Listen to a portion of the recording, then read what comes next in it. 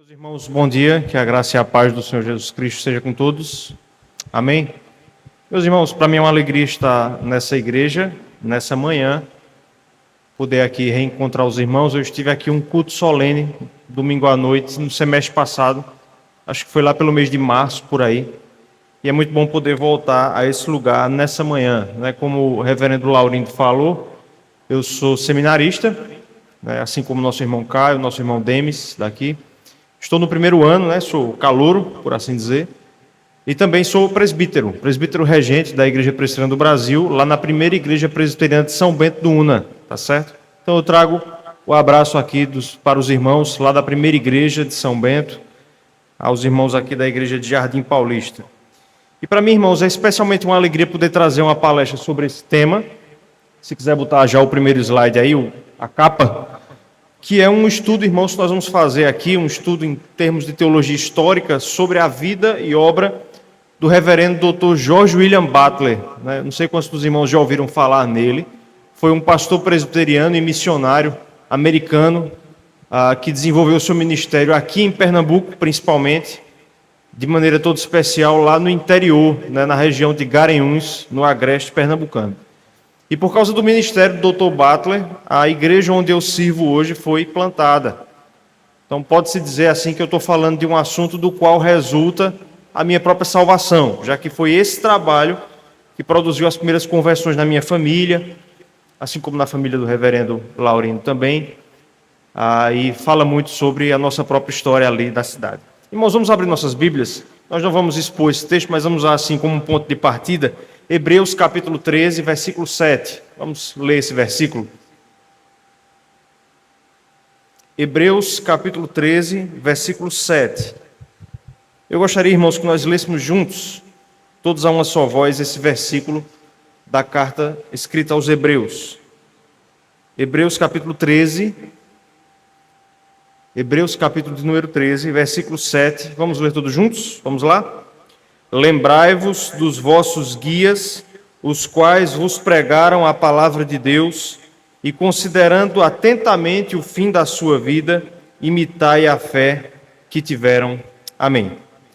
Bom, o autor inspirado aqui, desconhecido de nós, autor aos Hebreus, ele escreve a sua carta aqui para aqueles irmãos de origem judaica que se encontravam nesse contexto aqui tentados a abandonar o evangelho, abandonar a fé em Jesus Cristo para voltar ao judaísmo, né, para voltar à sua antiga fé. Então toda a carta aos Hebreus, ela vai ser uma grande palavra de exortação, como o próprio autor usa essa expressão no capítulo 13, para instar, para estimular os seus leitores à perseverança. Lá no capítulo 10 ele vai dizer, tendes necessidade de perseverança. Então toda a carta aos Hebreus mostra a superioridade de Cristo, tudo isso para que aqueles irmãos encontrassem estímulo para perseverarem na fé. Irmãos, é nesse contexto que nós lemos esse versículo aqui. Uma das medidas que os hebreus deveriam tomar para perseverarem, para não desanimarem, para não retrocederem, era lembrar dos seus guias, daqueles que primeiro haviam pregado a palavra de Deus para eles, considerando o fim da sua vida, ou seja, os mártires, o exemplo dos mártires, como nós vamos ver hoje, tudo isso para que eles imitassem a fé que eles tiveram, para que eles imitassem a perseverança desses guias que os conduziram pela pregação à fé. Irmãos, essa é uma disciplina que nós devemos repetir de tempos em tempos. Eu confesso, irmãos, vou abrir aqui um pouco o parêntese, eu sinto muito a falta nas nossas igrejas de estudos biográficos. De maneira geral, nós só fazemos estudos em torno de teologia sistemática e bíblica, mas muito pouco em torno de teologia histórica. E essa é uma disciplina importante, irmãos, olharmos para o exemplo e para a vida, para o modo como eles colocaram na prática os ensinamentos da Escritura daqueles que vieram antes de nós, tá certo? Então é sempre bom que de tempos em tempos, o mês de agosto é muito propício para isso, né? Na IPB, nós olhemos para o exemplo daqueles que vieram antes de nós. E hoje nós vamos olhar, irmãos, para o exemplo, está ali a imagem dele, do reverendo George William Butler. Nós vamos contar um pouco aqui da história da vida dele. Nós não vamos entrar a fundo, né, em tudo. Eu tenho até que horas, reverendo? Só para saber. Pronto, ok. Tenho 55 minutos, dá tempo. Então, nós já vamos entrar a fundo, né, nos detalhes da vida dele, mas nas coisas mais importantes. Em especial, o ministério dele aqui em Recife, ou melhor, em Recife, né, estamos em Paulista, e lá no Agreste Pernambucano, tá certo? E vamos ver o legado que ele deixou para o presbiterianismo nacional e pernambucano de maneira mais específica. Pode passar, irmão? Então nós vamos começar vendo a primeira fase da vida do Dr. Butler, os primeiros anos, na verdade os primeiros 30 anos, né, da vida dele, da vida do reverendo George William Butler. Dr. Butler, irmãos, nasceu na cidade de Roswell, lá na Geórgia, isso no dia 12 de julho de 1853. A Geórgia é um estado dos Estados Unidos que fica na costa leste. Então, o Dr. Butler nasce nessa data e o primeiro evento importante da vida dele ocorre em 1861, quando o pai do Dr. Butler ele morre, tá certo? O pai do Dr. Butler ele lutou naquela famosa Guerra Civil Americana, que os irmãos já devem ter ouvido falar. No século XIX, os Estados Unidos se dividiram em dois países, né? Os Estados do Norte e os Estados do Sul, e eles entraram em guerra, né? Existem até algumas séries sobre isso. E a principal questão em torno dessa guerra era a escravatura, né? Os estados do norte eram contrários à escravidão e os do sul favoráveis. O pai do Dr. Butler lutou pelos estados do sul.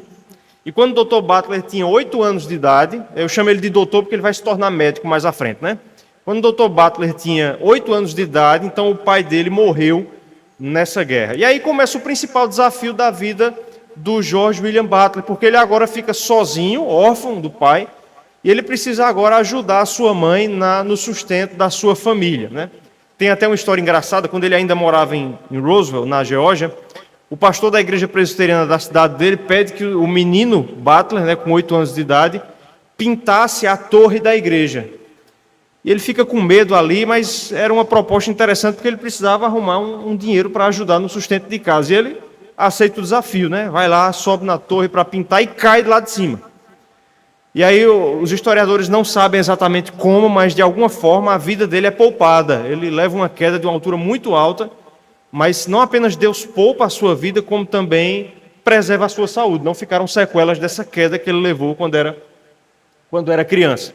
Então a infância do Dr. Butler vai ser marcada, principalmente depois de 61, por privações, dificuldades financeiras e também livramentos da parte de Deus. Em 1874, Dr. Butler vai fazer o chamado colegial, vai para o ginásio, né? Isso na escola, no colégio Davidson, na Carolina do Norte. Ele sai da Geórgia, vai para a Carolina do Norte e faz ali o que hoje é para nós o ensino médio. Ele gradua-se em 1878 e ele consegue destaque em 2 disciplinas específicas: Bíblia, teologia, e latim.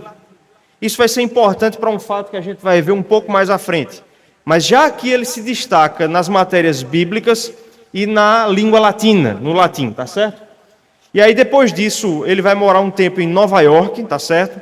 E é lá, no estado de Nova York, que ele vai começar o curso em medicina. Em 1880, ele vai então para a Universidade de Maryland, numa cidade chamada Baltimore, que fica no estado de Nova York. Durante 2 anos ele cursa esse curso e em 1880 ele gradua-se, ele se torna médico lá nos Estados Unidos. Então essa é a parte inicial, irmãos, da vida do Dr. Butler, aqui só para a gente entender um pouco de onde ele vem e a sua formação, tá certo?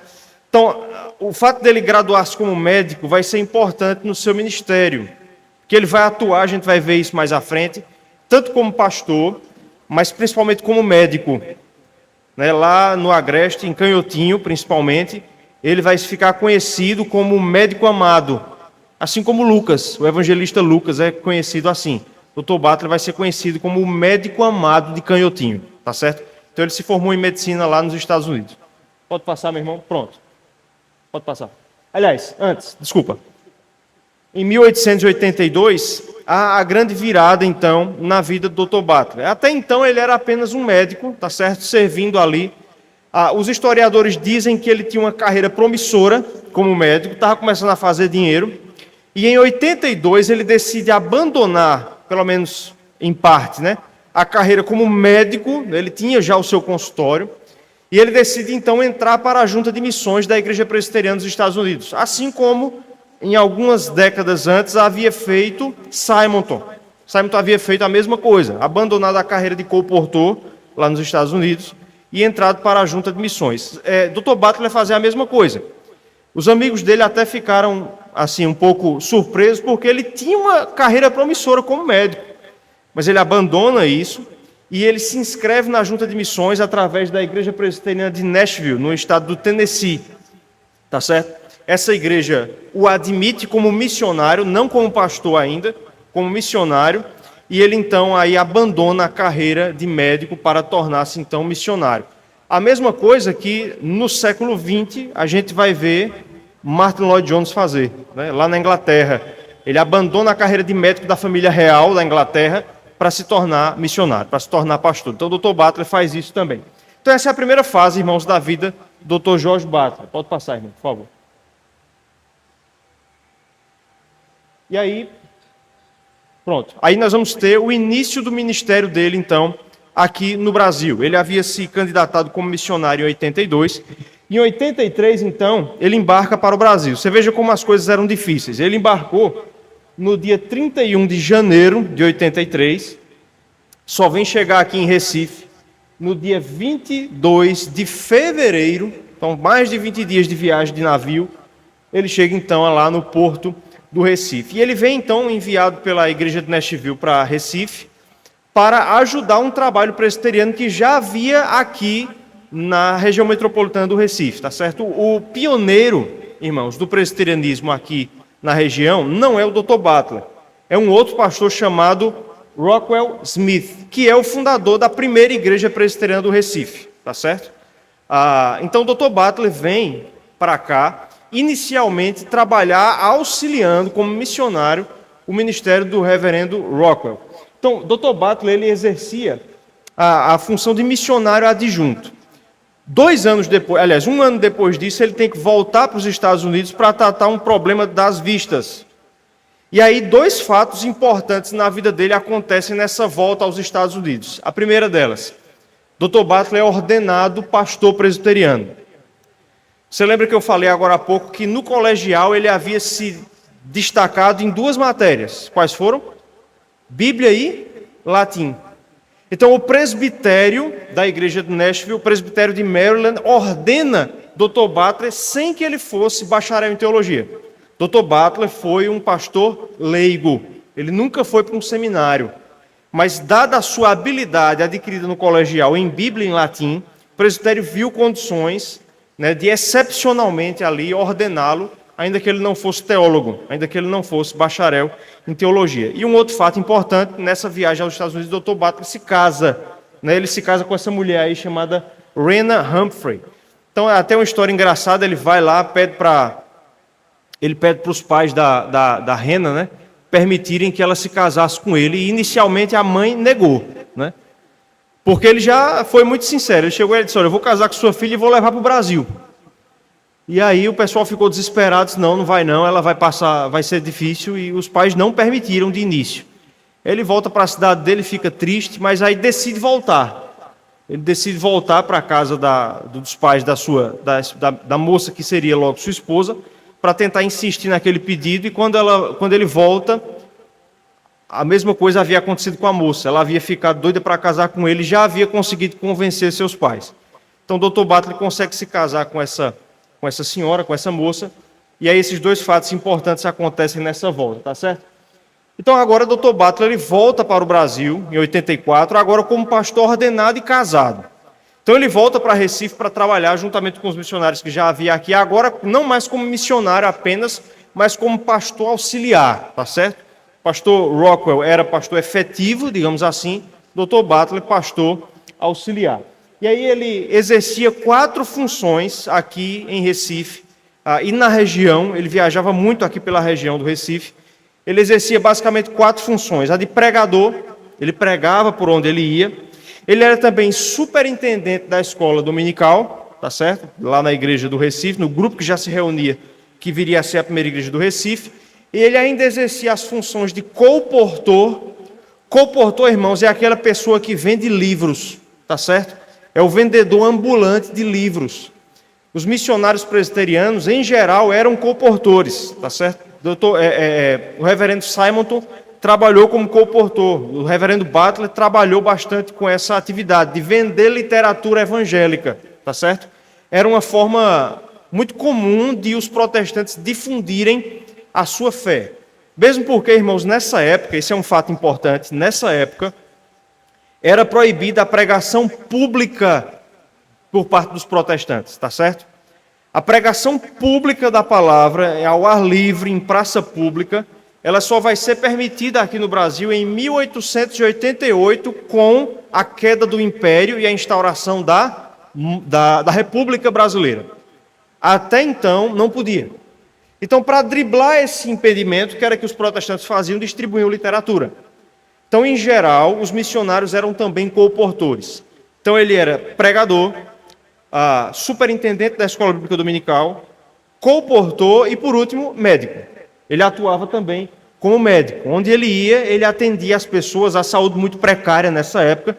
Então, o Dr. Butler usava essa atividade como médico, né, atendendo populações pobres, como uma forma de conseguir entrada nos lugares e conseguir pregar a palavra. Tá bom? Então, em 1884, há um fato que vai mudar a vida do Dr. Butler, né?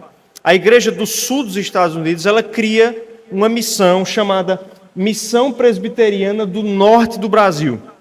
Então, já havia muitos presbiterianos aqui no norte do Brasil, na região nordeste e no norte, e a Igreja dos Estados Unidos decide organizar isso. Então, ela cria essa missão presbiteriana do norte, e ela vai dividir os missionários presbiterianos que estavam aqui, cada um para um local estratégico. Então, eles são divididos pelo Nordeste e pelo Norte do Brasil. Dr. Rockwell Smith fica em Recife e Dr. Butler é mandado para outra cidade, para São Luís do Maranhão. Na época, irmãos, São Luís era uma das principais cidades do Brasil, tá certo? São Luís era do tamanho de São Paulo, nessa época. Obviamente, a diferença hoje é abissal, mas na época, São Luís era uma cidade importante e era também considerada uma cidade intelectualizada do Brasil. Tanto é que, eu até coloquei no slide ali, São Luís era chamada de a Atenas brasileira.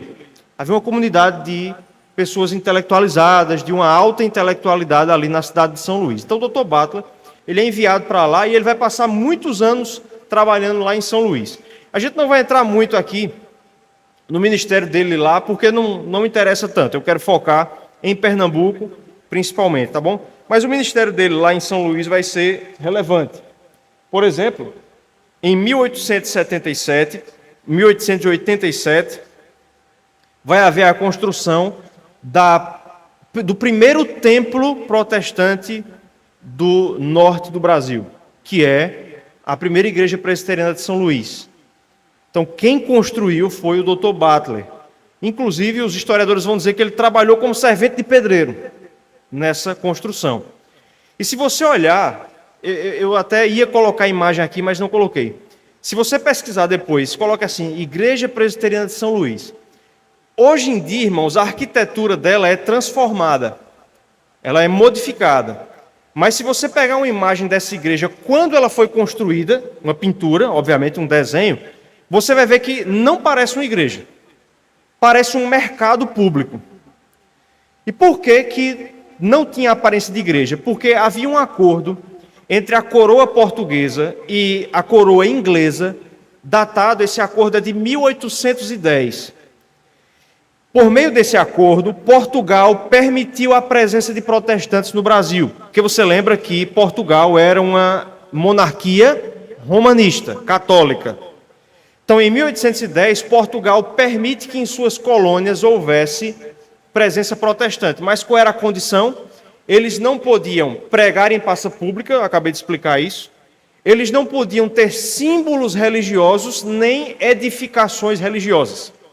Então, os templos protestantes, quando havia, eles não poderiam ter a aparência de igreja.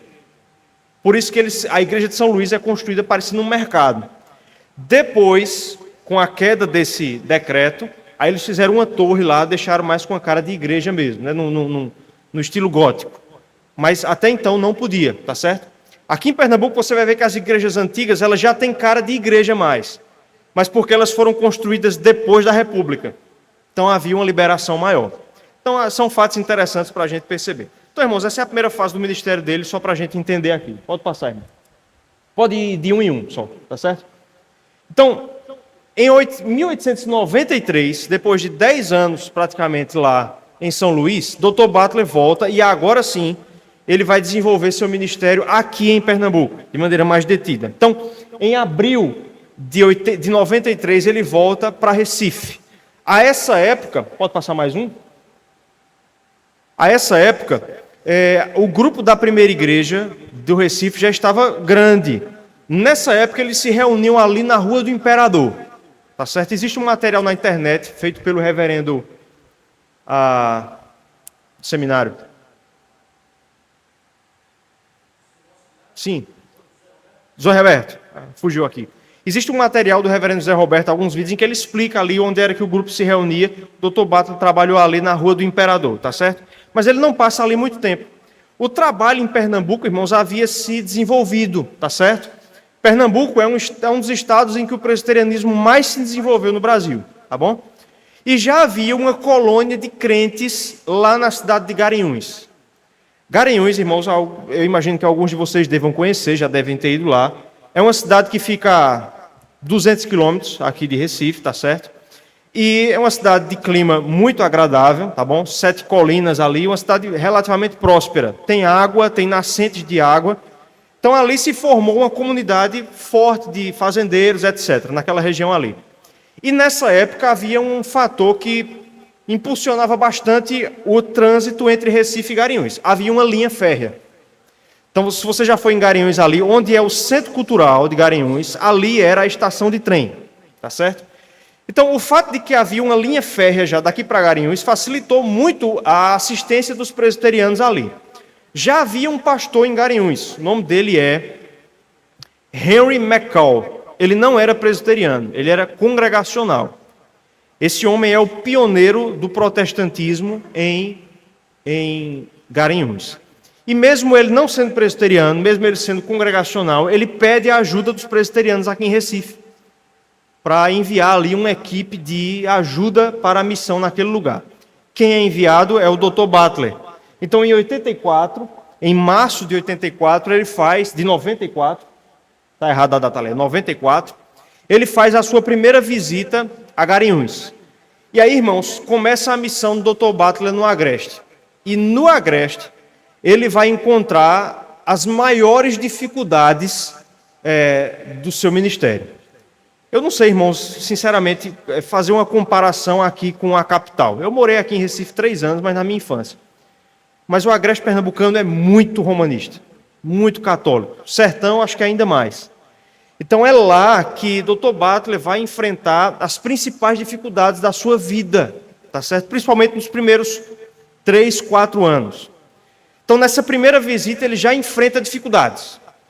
Eles se reuniam, faziam cultos nas casas, ele atendia pessoas, visitava vilarejos.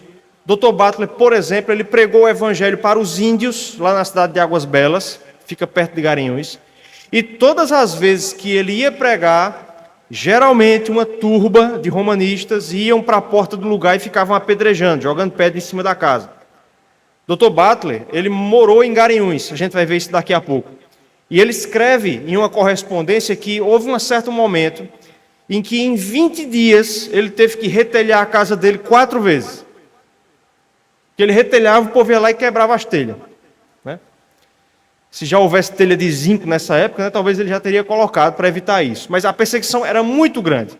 Então ele visita, ele percebe que havia ali uma comunidade interessante. Né? Havia uma família muito forte lá, que era a família dos Gueiros. O principal representante dele, você já deve ter ouvido falar, Jerônimo Gueiros, pastor presbiteriano, tá certo? Então já havia ali o Antônio Gueiros e alguns Gueiros já eram convertidos. E isso faz com que o Dr. Butler decida se mudar, então, de Recife para Garanhuns. Isso acontece, então, em março de 95. Ele sai de Recife, vai morar em Garanhuns. E aí ele começa a perseguição de fato. Pode passar mais um? Esse período em que o Dr. Butler mora lá em Garanhuns vai ser marcado por apedrejamentos que eu acabei de descrever. As casas dos crentes eram apedrejadas, tá certo? Excomunhões, as pessoas que frequentavam os cultos eram excomungadas da igreja de Roma, tá certo? Boicotes, o padre da cidade de Garanhuns, ele chegou a determinar que os comerciantes não vendessem para os crentes. E durante um tempo eles cumpriram isso. Mas aí vem uma coisa interessante, irmãos. Por causa do seu bom testemunho, sem precisar criar alarde, os crentes de Garanhuns naturalmente fizeram cair essa determinação. Os comerciantes voltaram a vender, porque eram pessoas boas que pagavam, tá certo? Mas durante um tempo houve um boicote ali no comércio de Garanhuns, tá certo? Mas também muitos batismos. Ao mesmo tempo em que a igreja ali era perseguida, ela crescia. Dr. Butler batizava pessoas o tempo inteiro, tá certo? Então, alguns fatos desse período aí são interessantes. Pode passar mais um aí? Isso. Em 1895 vai haver um fato, que talvez é o fato mais relevante da passagem do Dr. Butler, aliás, a 2, por Garanhuns. Em 95, um frei chamado Frei Celestino de Pedavoli, é um italiano que morava ali na região. Ele manda que um comerciante de Garanhuns desse um recado a Dr. Butler, convidando-o para um debate. Então, vejam como a coisa foi feita, preste bem atenção nessa história. Esse comerciante chega para Dr. Butler e diz isso: olha, o frei está te chamando para um debate. Dr. Butler, a esposa dele diz: olha, não vá para esse debate, porque é uma cilada, vão lhe matar. Ele percebe o perigo, mas ele quer ir para o debate. O que é que ele faz? Ele diz: eu vou, mas tem algumas condições. Tem que ser no local público. E aí ele sugere 2 locais: o fórum ou a Catedral de Santo Antônio, que fica no centro de Garanhuns e é a sede da Diocese de Garanhuns. Então ele já toma essa precaução. E ele vai. O debate é marcado ali para a Catedral de Santo Antônio, até hoje está lá no centro de Garanhuns. E ele vai, tá certo? Ele vai acompanhado de 12 homens para protegê-lo, 12 crentes. Era um momento de muita tensão.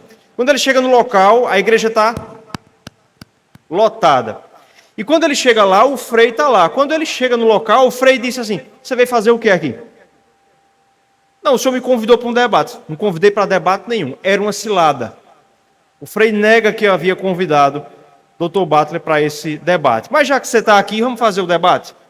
E aí o debate, foi acordado que cada um poderia falar 30 minutos. O tema do debate eram os pontos de confronto entre o protestantismo e o catolicismo, né? A tradição, a mariolatria, tudo isso que os irmãos já conhecem.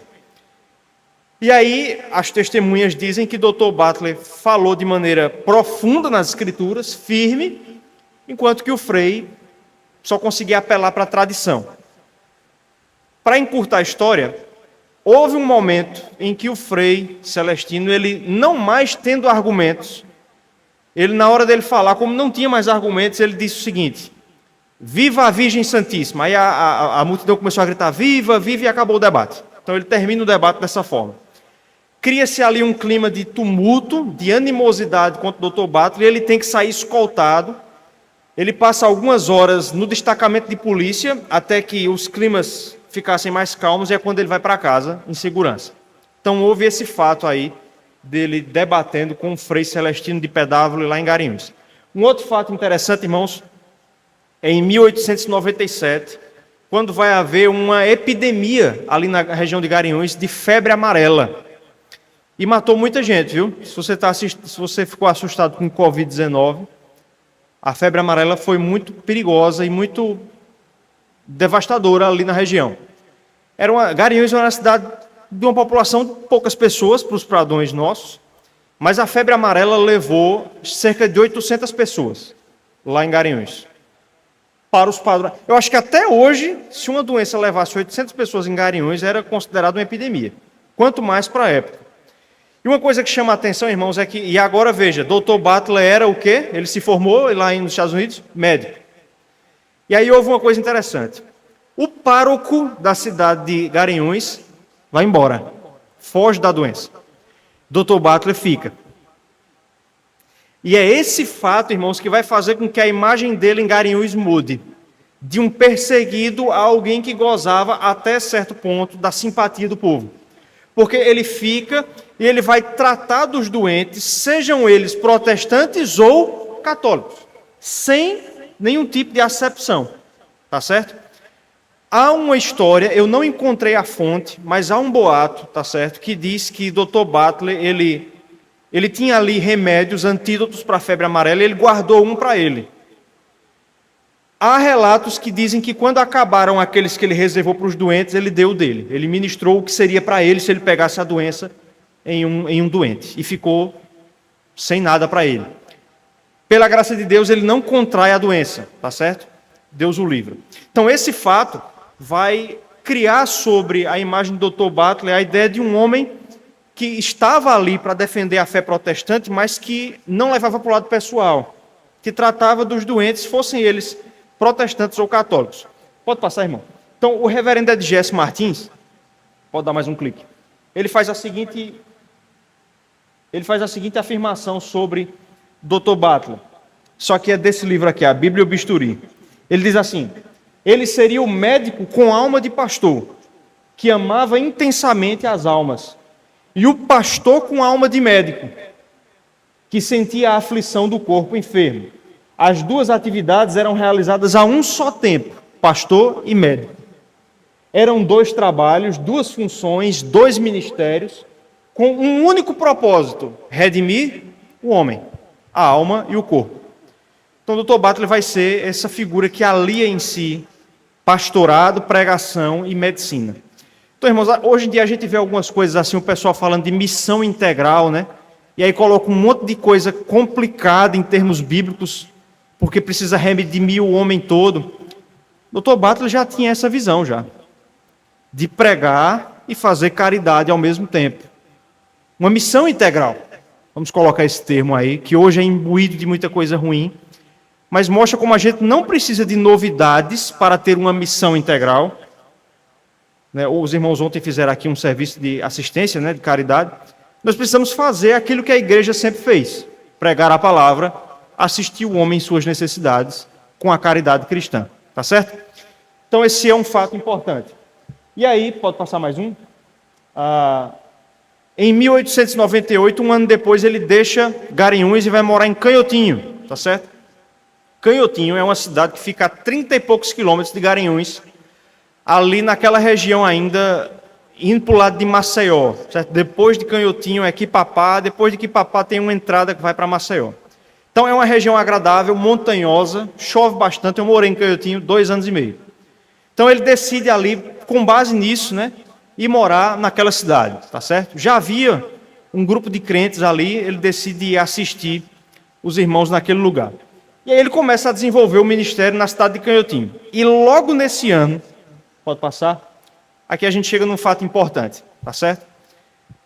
Em 7 de fevereiro de 1898, Dr. Butler, ele é convidado para ir pregar a palavra na cidade de São Bento do Una, que fica na região, tá certo? Fica para o outro lado. De Canhotinho dista uns 50 quilômetros, ele vai a cavalo. E já havia algumas pessoas que já haviam ouvido a palavra em São Bento, na minha cidade, São Bento do Una, e Dr. Butler ele é convidado para pregar a palavra em 2 lugares. Num sítio chamado Baixa, que fica entre Lagedo e São Bento, e na cidade de São Bento do Una, no centro da cidade.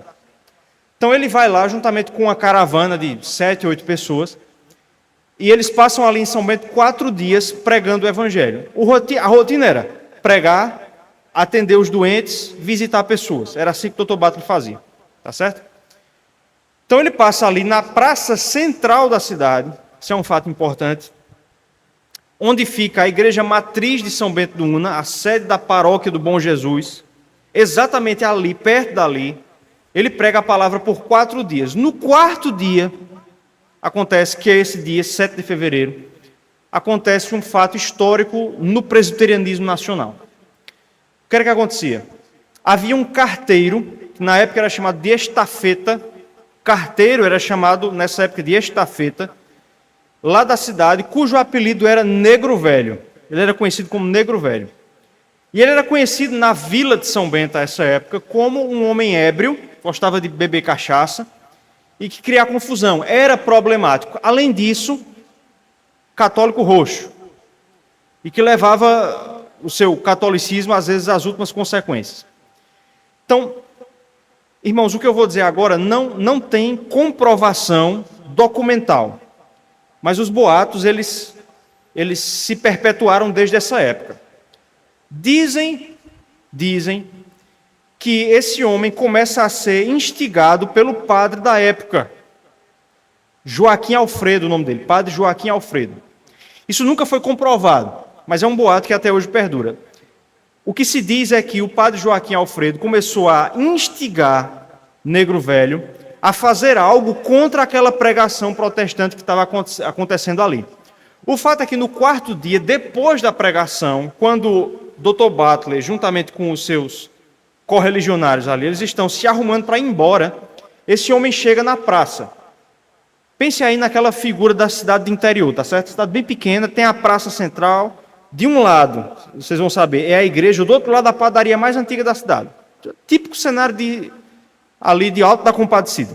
Exatamente aquilo ali. Então, aquele homem chega na praça com um porrete, com um pedaço de pau. E ele quer atingir Dr. Butler com um pedaço de pau. Um homem intervém. O nome dele é Manuel Correia Vilela, conhecido como Né Vilela. De início, as testemunhas, que vão ser ouvidas no processo mais na frente, elas dizem que Né Vilela conseguiu impedir aquele homem.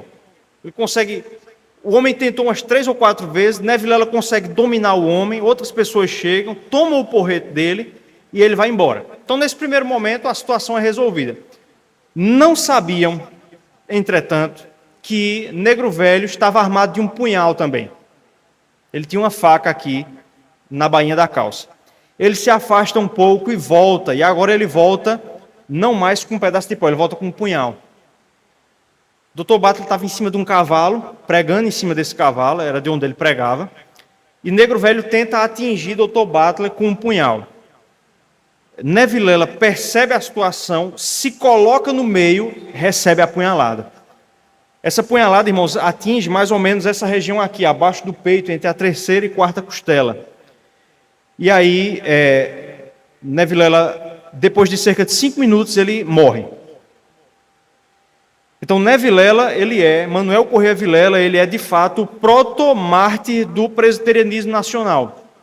Ele não é o primeiro mártir da fé reformada, porque lá no século XVI teve os mártires da Guanabara, né? Escreveram a Confissão da Guanabara, lá nos Estados Unidos.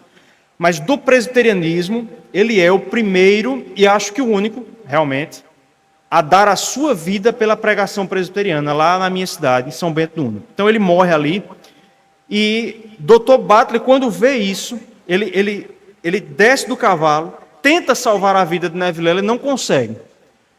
Quando Né Vilela morre, Dr. Butler se levanta, olha para Negro Velho e diz: tira a minha vida também, me mate também, porque eu não sou melhor do que ele. E aí Negro Velho não tem coragem e foge, tá certo? E aí, irmãos, pode passar aí, vai ter um fato interessante agora. Não havia médico na cidade nessa época, e o juiz de São Bento do Una, ele nomeia o próprio Dr. Butler para fazer a perícia tanatoscópica no corpo de Né Vilela. Dr. Butler que havia sido salvo por ele. E aí ele escreve e coloca o seguinte: antes disso, a morte ocorre nessa praça aí, tá certo? Ó. Nessa rua que está descendo para baixo assim, mais uns 60 metros, é a igreja matriz, lá de São Bento. Eu tentei encontrar uma foto que mostrasse bem a praça até a igreja, mas não encontrei. Então, a morte ocorre aí nessa praça, em algum ponto dessa praça aí, tá bom? Pode passar mais uma vez. Então, Dr. Butler vai fazer a perícia e ele conclui o seguinte: um ferimento feito a punhal entre a 5ª e a 6ª costela, diz que é a 3ª e 4ª, mas é 5ª e 6ª, sobre o peito direito, não podendo precisar a profundidade pela falta de aparelho apropriado, e em decorrência do qual houve a morte. Então, Né Vilela ali, ele morre, tá certo? E salva a vida do Dr. Butler. Negro Velho vai ser preso e processado. Houve uma comoção nacional na época, cartas foram escritas lá para o presidente da República, e o processo ele é desencadeado. Negro Velho chega a ser condenado, mas depois o processo ele é anulado. e tem que recomeçar. E aí, nesse recomeço do processo, o tribunal do júri reconheceu uma tese da defesa no sentido da incapacidade de negro velho. Ele acaba sendo absolvido impropriamente, porque o júri entende que ele não tinha discernimento do que estava acontecendo. Há quem diga que no júri o padre Joaquim Alfredo fez a defesa do negro velho e chegou a dizer que o que ele havia feito havia sido um bem para São Bento de Una. Isso não está nos autos do processo, mas muito possivelmente de maneira proposital, tá certo? Problemas aí da época, tá bom? Pode passar? Então, anos depois, um escrito vai dizer o seguinte: quem já não ouviu falar, ouviu contar a história de São Bento quando um estafeta, um carteiro, a mandado do padre Alfredo, esse é o boato até hoje, procurando matá-lo, Dr. Butler assassinou Nevilela, que se interpôs. Então isso criou uma comoção, irmãos, e também entrou para a história. Pode passar? Essa é uma placa que está na parede da minha igreja, né, da igreja onde eu hoje sirvo como presbítero regente, em homenagem aí ao sacrifício de Nevilela, tá certo? E que traz a frase de Tertuliano: o sangue dos mártires é a semente do cristianismo, tá certo? Pode passar? Também em Canhotinho, na igreja presbiteriana de Canhotinho, há uma placa, que é a placa de baixo aí, não dá para ler, eu sei, mas em homenagem aí a Nevilela. Os ossos de Nevilela estão junto do túmulo do Dr. Butler, lá em Canhotinho. O corpo dele está num sítio onde ele morava, no Catonho, mas os ossos estão nesse túmulo aí, em Canhotinho. Esse é um fato importante da vida de Dr. Butler. Pode passar. E essa é a minha igreja, a igreja resultante desse evento lá em São Bento do Una aí. Essa é uma foto antiga da igreja, primeira igreja presbiteriana de São Bento do Una. Pode passar. Então, mais um. Então, depois, em 1900, há a organização das igrejas de Garanhuns e Canhotinho. A obra prossegue e a igreja de Canhotinho ela foi organizada em 20 de janeiro e a de Garanhuns em 21 de janeiro. Pode passar mais um? E essa é a igreja presbiteriana central de Garanhuns. A obra em Garanhuns, irmãos, ela evoluiu de uma maneira tão boa que a cidade de Garanhuns hoje pode-se dizer que o presbiterianismo é tão forte, ou quase tão forte, quanto o catolicismo naquela cidade. Se você já foi em Garanhuns, se você já foi no centro ali, na Avenida Santo Antônio, é uma avenida enorme, acho que talvez, sei lá, mais de 500 metros. Dos lados da avenida, comércio de um lado e de outro, e nas extremidades você tem aqui a paróquia, a igreja de Santo Antônio, sede da Diocese de Garanhuns, igreja católica, e do outro lado, de frente para ela, essa igreja. A igreja presbiteriana central, sede do presbitério de Garanhuns. Então a cidade de Garanhuns ela tem essa tensão entre o catolicismo e o presbiterianismo. Elas realmente se olham de frente, que o presbiterianismo conseguiu se instalar ali. Tem 6 igrejas presbiterianas e eu acredito que algumas outras serão plantadas em breve. Pode passar? Aqui a gente chega então à última fase, a gente vai caminhar para o final, da vida do Dr. Butler. Uma coisa que eu não mencionei, ele teve 9 filhos, tá certo? 2 morreram na infância, 7 se criaram, alguns nasceram em Canhotinho. Então o Dr. Butler ele vai morar agora em Canhotinho até o fim da sua vida, em 1919. E é nesses 20 anos que ele mora em Canhotinho que a sua fama vai se criar e se espalhar por Pernambuco, pelo Nordeste. É onde ele vai ficar conhecido como o médico amado. Porque ali em Canhotinho é que ele se tornou o pastor da igreja, o missionário da igreja, um homem também que enviava missionários para a região e o médico da cidade. Tá certo? Então, há alguns fatos interessantes sobre a vida do Dr. Butler enquanto ele morou em Canhotinho. O primeiro deles, havia uma mulher, essa história é bem interessante, irmãos. Havia uma mulher em Canhotinho que tinha muita rixa contra os protestantes, a ponto de que ela não permitia que nenhum crente passasse na calçada dela. Se você fosse passar pela calçada dela, você tinha que ir pela rua, não pela calçada, porque senão ela lhe enxotava. E Dr. Butler, obviamente, não podia passar na calçada dela. Essa mulher fica doente. Eu não encontrei registros de qual doença ela foi acometida. E aí, nenhum médico resolve o problema. Há muito contragosto. Quem é que eles mandam chamar? Dr. Butler. Dr. Butler vai lá, atende, não diz nada, atende. Eu acho que ele teve que passar pela calçada, né, para poder entrar na casa dela, nesse caso. Ele atende, passa o remédio, depois de alguns dias volta, a mulher está curada. Aí ela, sem jeito ali, pergunta: doutor, muito obrigado, quanto é que eu lhe devo? Quanto é que eu devo ao senhor? A resposta do Dr. Butler foi: o pagamento que eu quero é você me deixar passar pela sua calçada. Daquele dia em diante, o Dr. Butler pôde passar na calçada dela. Então, esse foi um fato que ficou conhecido. Um outro fato conhecido, irmãos, esse é muito interessante. Eu não consegui encontrar o ano em que isso aconteceu, mas anos depois do evento lá em São Bento, aquele homem, o padre Joaquim Alfredo, é acometido de lepra. Ele não sabia que era lepra, e aí ninguém sabia tratar a doença, nem diagnosticar a doença na época. Ele se vê obrigado a ir até Canhotinho, para se encontrar com o reverendo Dr. Butler, a fim de se consultar com ele. E aí, irmãos, vejam as coisas. Ele vai a Canhotinho, e um filho de Nevilela fica sabendo. Nevilela foi aquele que foi assassinado, lembram disso, né? Por Negro Velho. Um filho de Nevilela fica sabendo, havia o boato de que o padre era o mandante do crime, e esse filho de Nevilela vai a Canhotinho para assassinar o padre. Tá certo? Então, quando ele chega lá, quando o padre Joaquim Alfredo chega lá, ele bate na porta de Dr. Butler. Dr. Butler o reconhece, não diz nada. Ele, de fato, confessa em seus escritos que teve vontade de fazer a vontade da carne, de matar o padre. Mas ele se controla e não faz isso. Ele atende, diagnostica que era lepra, e aí ele diz: olha, seu padre, se fosse possível, eu morreria no lugar do senhor, mas o senhor está com lepra. Nesse meio termo, irmãos, o filho de Nevilela bate na porta, com o padre dentro da casa, querendo matá-lo. E aí diz: doutor Butler, eu soube que o padre está aí, eu vou entrar e vou pegá-lo, vou vingar meu pai. E aí Dr. Butler faz exatamente o que Raabe fez lá no livro de Josué. Dr. Butler diz: ele já foi embora, só que ele estava dentro de casa. Ele já foi embora, ele foi por ali. Aí, Dr. Butler despista o filho de Nevilela, volta para dentro de casa e diz: seu padre, filho de Nevilela quer matar, saia por aqui. E Dr. Butler então salva a vida daquele que muito provavelmente foi o mandante, né, do assassinato de Nevilela.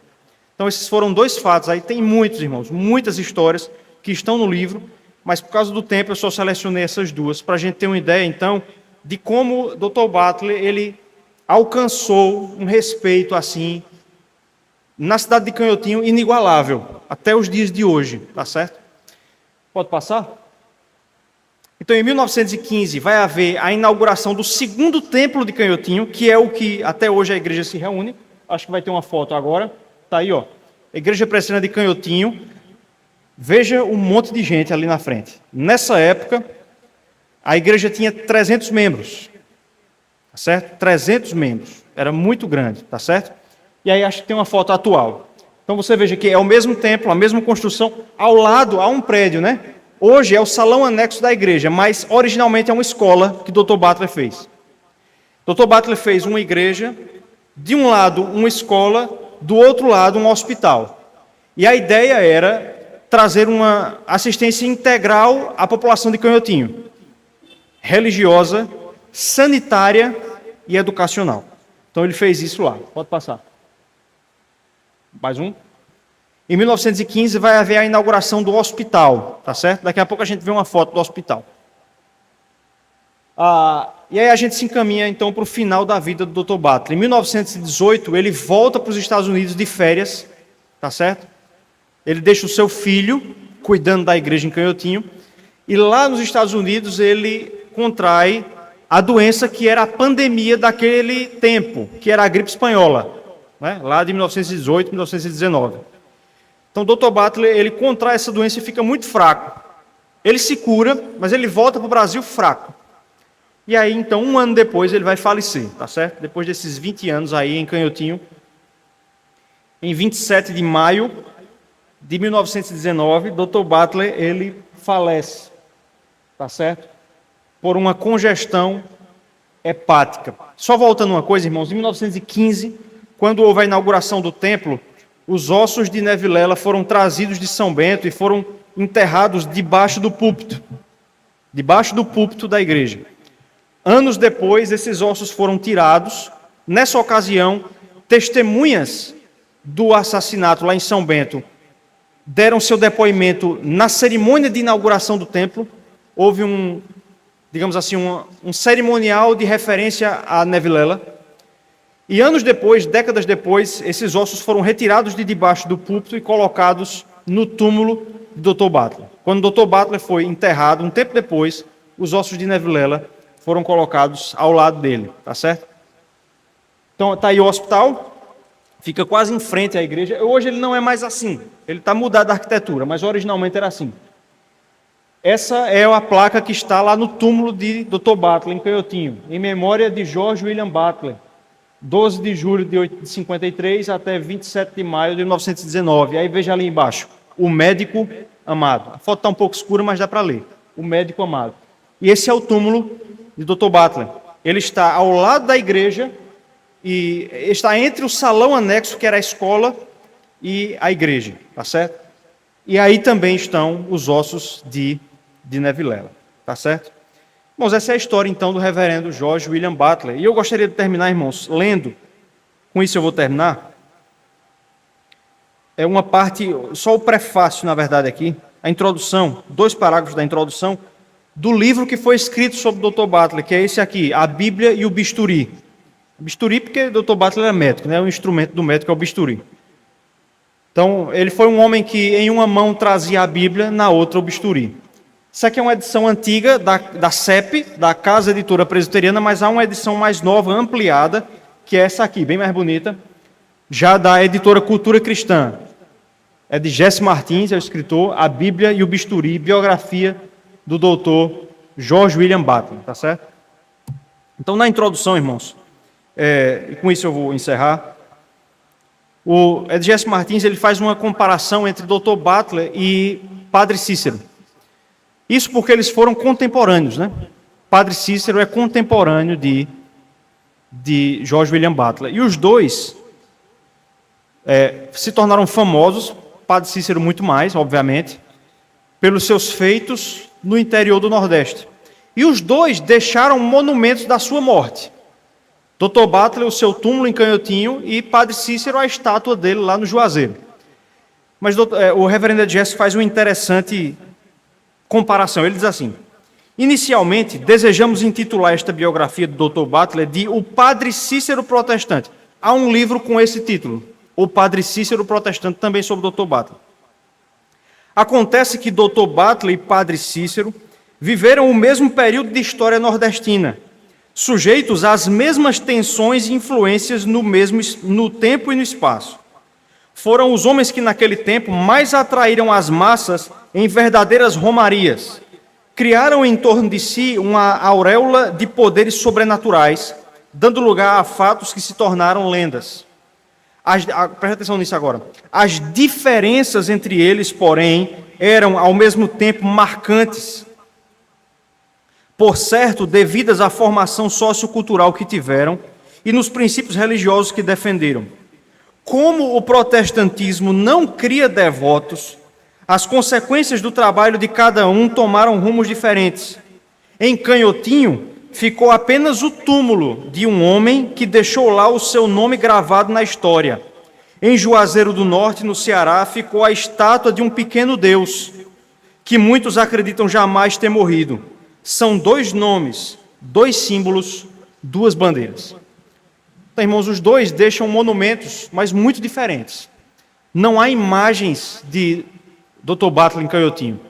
Há um memorial do seu exemplo. Ele não se tornou figura de idolatria, mas de inspiração para a prática da ética cristã. Diferente, infelizmente, do que acontece com Padre Cícero, que teve seu exemplo, até, diga-se de passagem, suplantado pela idolatria em torno da sua figura. Então, irmãos, essa é a história, a bonita história do reverendo Dr. George William Butler. Nós olhemos para exemplos como o dele, saibamos valorizar, lembrar, imitar, atentar para o fim que ele teve, como Hebreus diz, para imitar a fé que esses homens tiveram. Que o Senhor nos abençoe, irmãos. Se alguém tiver alguma contribuição, uma pergunta, eu fico à disposição, se não, devolvo a palavra ao reverendo Laurindo. Não? Deus abençoe, irmãos, em nome de Jesus.